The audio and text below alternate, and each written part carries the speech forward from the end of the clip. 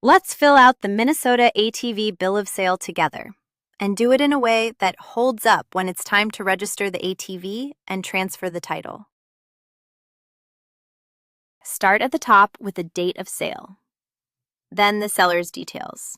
In our example, that's Anna Baker with her address, phone, and email. Then the buyers, Ben Carter, with the same. 2 quick habits. Enter each name exactly as it appears on that person's ID and on the title. A nickname or a typo can stall the transfer later. And don't leave a line blank. If something doesn't apply, write NA.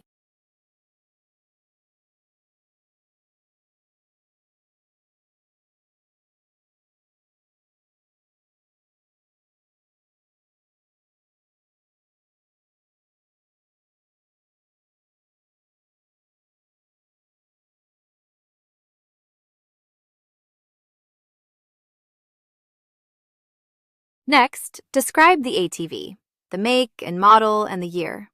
Then the VIN. Type the VIN exactly as it appears on the title or the ATV. A single wrong character can hold up the transfer. Now the sale price, in our example, $8,500, paid all at once, by check, with taxes included. Write the real price. Lowballing it to shave the sales tax can come back as back taxes and penalties, and it leaves the buyer with weaker proof of what they actually paid. Now the signatures. The seller and the buyer each print their name, sign, and date. This form also has witness lines and a notary block.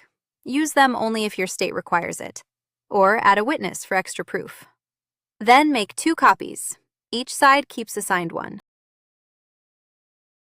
If you're selling or buying an ATV in this state, here's what you need to know about the bill of sale requirements. First, the date of sale matters. You'll need to complete the process within 10 business days of the date of sale, so don't wait too long to get everything in order.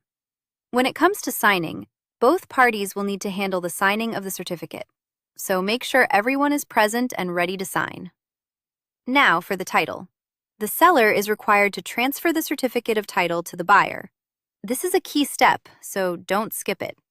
If there is a lien on the ATV, you will need a lien release. And here's an important detail. The lien release must be an original signed lien release card. Remember, this is general information, not legal or tax advice.